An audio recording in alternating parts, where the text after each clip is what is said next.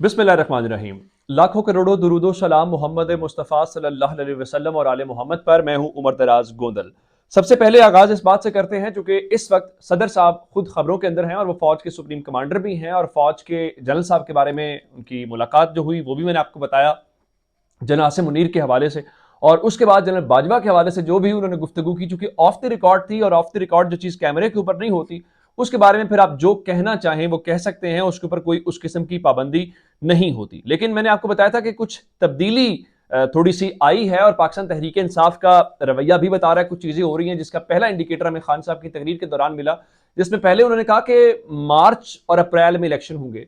फिर खान साहब ने गुज़श्ता रोज जो जमान पार्क में सहाफियों से मुलाकात की है उसके अंदर भी खान साहब ने कहा कि मेरा ख्याल है कि एस्टैब्लिशमेंट अप्रैल में इलेक्शन करवा देगी। दूसरी जानिब नून लीग ने वर्कर्स कन्वेंशन करवाना शुरू कर दिए हैं, जो इस बात का इंडिकेटर है कि सूरत हाल उसी तरफ जा रही है। आज फवाद चौधरी साहब ने कुछ ऐसी बातें करके मजीद इस बात की तस्दीक की है जो जनरल आसिम मुनीर यानी मौजूदा नई इस्टेब्लिशमेंट और तहरीक इंसाफ से मुतल्लिक है। वो कहते हैं जी, जब से जनरल आसिम मुनीर ने कमान संभाली है फर्क पड़ा है। अब नामालूम कॉल्स नहीं आ रही और मीडिया पर भी इमरान खान ब्लॉक नहीं हो रहा। चीफ सेक्रेटरी के इदारों पर डालने की कोशिश की, असल में वो राना सनाउल्लाह थे। यानी पाकिस्तान तहरीक इंसाफ जो कह रही थी कि चीफ सेक्रेटरी को कमरे में बंद किया गया और उनसे जबरदस्ती दस्तखत करवाए गए, और इनका ख्याल यह था कि शायद उन्हीं ताकतों ने ताकतवरों ने करवाए हैं। लेकिन आज पाकिस्तान तहरीक इंसाफ इस हवाले से कह रही है कि नहीं जनाब, ये तो राना सनाउल्लाह ने किया। और एक और जो दिलचस्प बात है, फवाद चौधरी के मुताबिक जनरल बाजवा से हवाले से वो कहता है कि जनरल बाजवा ने कहा कि आपको तो मेरा शुक्रिया अदा करना चाहिए कि आप मकबूल हो गए। लेकिन आप तो मकबूल हो गए हैं, लेकिन मसला इस वक्त यह है कि पाकिस्तान इस वक्त बहुत पीछे चला गया है या पाकिस्तान का नुकसान हुआ है। मैं सिर्फ साल 2022 चूंकि इख्तिताम पजीर हो रहा है उस हवाले से आपको खबर देना चाहता हूं कि गंदुम, आटा, रोटी और नान की कीमतों में 80% इजाफा हुआ है पिछले साल के दौरान। अब उसमें देखिए कि जो चक्की का आटा लोग इस्तेमाल करते हैं उसकी कीमत में 76% 76% इजाफा हुआ। जो फ्लोर मिल्स का आटा होता है उसके अंदर 74% 74% का इजाफा हुआ। चावल जो है वो 55 से 60% महंगा हुआ। चलिए, किसानों के लिए तो अच्छा है, वो कहेंगे जी हमारी इनकम बढ़ी है, लेकिन मजमूई तौर पे जो कंज्यूमर है उसको ये लॉस के अंदर गया। अब उससे अगली सूरत हाल आप देखिए कि रोजाना की बुनियाद के ऊपर बताते हैं, आज भी पाकिस्तान के अंदर डॉलर 26 पैसे महंगा हुआ, और उसके बाद मुख्तलिफ वो फैक्ट्रीज, वो कंपनीज जो काम करती हैं जिससे पाकिस्तान के लोगों को रोजगार मिलता है, वो मुसलसल घाटे और बंद होने की तरफ जा रहे हैं। मैंने आपको पहले खबर दी थी कि इंडस मोटर्स पाकिस्तान के अंदर अपना यूनिट बंद कर रहे हैं। चाहे कुछ दिन के लिए मिलेट ट्रैक्टर्स के मुतालिक बताया था, फिर कोहिनूर स्पिनिंग मिल के मुतालिक बताया था, फिर हफ्ते के रोज से बताया जा रहा है कि एप्टमा ने इस बात की तस्दीक की है टेक्सटाइल जो मिलें हैं वो मुल्क भर के अंदर बंद होने जा रही हैं।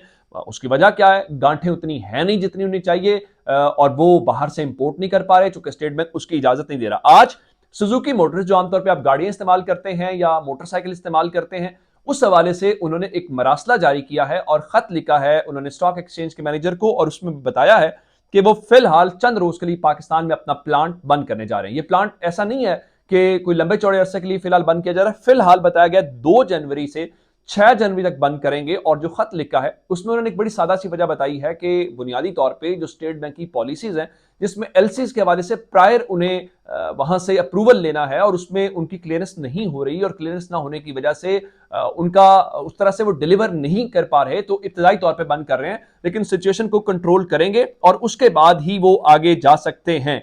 तो जिसका मतलब ये है, अब शिवाजी साहब फरमा रहे हैं जी अगले 5 साल अगर हमें मिल गए तो हम उम्मीद करते हैं कि मैशत को तरक्की की राह के ऊपर डाल देंगे।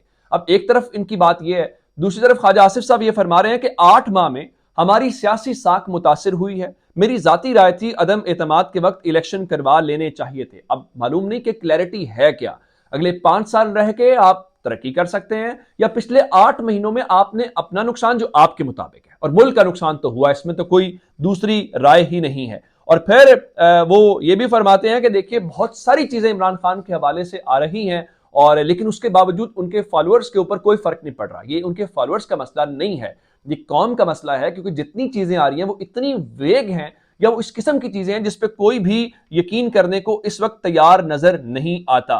तो ऐसे में क्या होगा? बुनियादी तौर पर आज ख्वाजा साद रफीक साहब के जो वालिद हैं, ख्वाजा रफीक साहब, उनके वो बरसी का था तो उस पर मुख्तलिफ ये लीडर्स इकट्ठे थे, और अंदाजा ये करें कि तकरीब उनके वालिद साहब की थी, लेकिन सारी डिस्कशन इमरान खान के हवाले से हुई और इमरान खान के ऊपर ही बात हुई। और ख्वाजा साद रफीक साहब ये फरमा रहे थे कि इक़्तिदार में दिलचस्पी खत्म हो गई है। शायद ख्वाजा साद रफीक की तो खत्म हो गई हो, लेकिन शरीफ खानदान की खत्म नहीं हुई। अब शरीफ खानदान और पीडीएम बुनियादी तौर पर कर क्या रहे हैं? अब ये जो कैंपेन शुरू कर रहे हैं उसमें ये तासुर देने की कोशिश कर रहे हैं कि ये जरा बड़े इनकलाबी हैं, बड़े साफ शफाफ है। ऐसा है नहीं। ये इस्टेब्लिशमेंट के साथ मिलके हुकूमत गिराई गई। जो जनरल बाजवा कह रहे हैं कि मुझे आपको मेरा शुक्रिया अदा करना चाहिए कि आपको मकबूल होना चाहिए, अब इनसे डिलीवर नहीं हुआ। और जनवरी के अंदर आईएमएफ की मीटिंग है, उसका शेड्यूल आ गया है, 23 जनवरी को गालिबन होनी है। उसके में फैसला होगा। अगर आईएमएफ ना आया या हमें पैसे ना मिले जनवरी के अंदर, तो फिर हमारी क्या सूरत हाल होगी। $6 अरब हमारे पास पड़े हुए हैं और इस दौरान डॉलर्स मुसलसल उसका रेट ऊपर जा रहा है। डॉलर्स रेमिटेंसेस में कमी है, हमारी एक्सपोर्ट्स में कमी है, हमारे पास कोई वे फॉरवर्ड नहीं है। तो आपकी इक़्तिदार में दिलचस्पी तो खत्म हो गई है, लेकिन पाकिस्तान को आपकी इक़्तिदार की दिलचस्पी बहुत महंगी पड़ी है और आगे आपके पास कोई किसी किस्म का वे फॉरवर्ड नहीं है। अब रही बात इमरान खान की, तहरीक इंसाफ ने आज बताया कि जो इंटरनेशनल एक्सपर्ट्स हैं हम उनके साथ काम कर रहे हैं। हमें पता है सूरत हाल कितनी खराब है, आइंदा आने वाले थोड़े अरसे के दौरान पाकिस्तान किस क्राइसिस के अंदर जाएगा। आज भी मोनिस सराई साहब जमान पार्क पहुंचे और उन्होंने इमरान खान से मुलाकात की है। उस मुलाकात में जारी बात है असेंबलियों के डिसॉल्व करने के हवाले से, और खान साहब ने आज सीनियर लीडरशिप का भी इजलास तलब कर रखा है, जिसमें उन्होंने ये फैसला करना है कि किस रोज वो जो क्या कहते हैं कि एतमाद का वोट लेंगे और उसको आगे लेके चलेंगे। तो ये हमें सूरत हाल थोड़ी सी इस तरफ वाली नजर आ रही है। तो इस सारे अमल के दौरान जो असल बात है वो ये है कि अब पीडीएम को भी ये समझ आना शुरू हो गई है कि कोई बात उनके हवाले से आगे नहीं जा रही। और फिर एक जो इस वक्त एक और खबर है वो इमरान खान की गिरफ्तारी की है, और खबरें ये हैं कि ताकतवर ये प्लान बना रहे हैं कि ये इमरान खान को डिस्क्वालीफाई करके गिरफ्तार करना है या पहले गिरफ्तार करना है फिर डिस्क्वालीफाई करना है, ताकि उसका रिएक्शन ना आए। आज हामिद मीर ने जो मजमून लिखा उसमें वो कहते हैं जी इमरान खान एक मकबूल सियासतदान है, लेकिन उनकी नाअहली से कोई तूफान नहीं आएगा, क्योंकि पाकिस्तान की तारीख में पहली दफा कोई मकबूल सियासतदान नाअहल नहीं होने वाला। बिल्कुल है, तूफान नहीं आएगा। पाकिस्तान में पहले भी सियासतदान नाअहल हुए हैं और पाकिस्तान की जो मौजूदा सूरत हाल है उसका जो भट्टा बैठा हुआ है वो भी इसी वजह से है। ये भी डिस्क्वालीफाई कर लीजिए, उससे क्या फर्क पड़ेगा? क्या पाकिस्तान की कोई मदद हो जाएगी? अगर आप नवाज शरीफ की ख्वाहिश पूरी करना चाहते हैं तो चलिए ये भी करके देख लीजिए। ये बुनियादी तौर पे ग्राउंड बनाया जा रहा है इमरान खान को डिस्क्वालीफाई करने का। मुख्तलिफ मजमून लिखवाए जा रहे हैं, लोगों को कहा जा रहा है कि देखिए, और ये जावेद लतीफ साहब की ज़बानी वो कह रहे हैं जी हमारे लेवल प्लेइंग फील्ड ये नहीं है कि सिर्फ हमारी सजाएं माफ करें, बल्कि इमरान खान को डिस्क्वालीफाई करें। और एजाज सैयद, ये पूरे के पूरा ग्रुप है जो कैंपेन करता है किसी और के नाम पे के ऊपर, किसी और के ये तर्जुमान है जो कहते हैं जी हमारा सियासत से कोई ताल्लुक नहीं है। अच्छा, अब जरा एक और खबर ले लीजिए।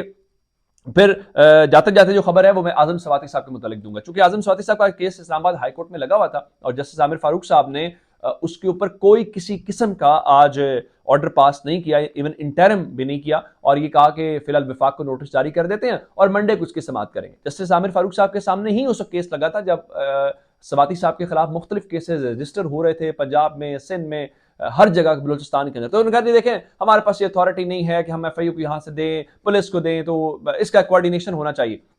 लेकिन हैरानकुन तौर पे आज आजम सवाती साहब ने अपने हाथ से जेल से खत लिखा है और उन्होंने जस्टिस आमिर फारूक, याद रहे वो इस वक्त चीफ जस्टिस हैं इस्लामाबाद हाई कोर्ट के, उनके ऊपर अदम एतमाद का इजहार कर दिया। यानी वो चाहते हैं कि मेरा केस जस्टिस आमिर फारूक ना सुने। तहरीक इंसाफ के मिशवानी ने साहब ने ट्वीट किया, वो कहते हैं जनाब दो ही वजूहत है, या तो हमारे खिलाफ फैसला करते हैं वो, या हमारा केस लटका देते हैं, इसलिए तहरीक इंसाफ को उनके ऊपर अदम एतमाद का इजहार करना चाहिए। अब मुझे ये बताइए कि हाई कोर्ट से एक मुलजिम जो मुबैना तौर पर जिसको आप कह रहे हैं, वो कह रहा है जज साहब आप मेरा केस ना सुने, जज साहब के पल्ले क्या रह गया है, क्या इज्जत है कि आपकी ट्रांसपेरेंसी की, आपकी गैर जानिबदारियत की, कि कोई शख्स ये कहता है कि आप मेरा केस ना सुने, कि आपका जो फैसला है हम सबको मालूम है। अपना बहुत सारा ख्याल रखिएगा। खुदा हाफिज।